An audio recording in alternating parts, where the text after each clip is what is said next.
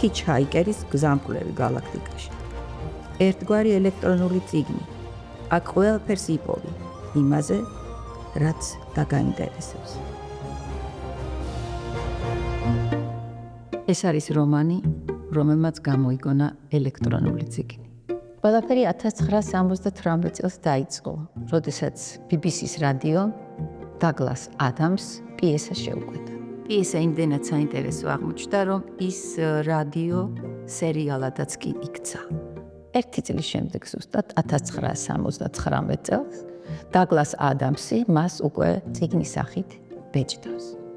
ის თავის ტექსტებში გვაჩვენებს მომავალს, იმ სამყაროს, რომელშიც დღეს ახლა ჩვენ ცხოვრობთ. გზამკვლევი პატარა ოთხკუთხედი ეკრანი, რომელსაც შეუძლია ნებისმიერი ცოდნა მოგვაწოდოს. ეს მაშინ მართლაც წარმოუდგენელი იყო, შეუძლებელი ფაქტი იყო.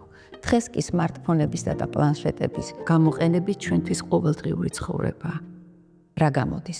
წერალი ფიქრობს, ოცნებობს, ხოლო მეცნიერები და ინჟინრები მას რეალობად იმ ტექნიკად აქცევენ, რომელსაც ჩვენ დღეს ვიყენებთ.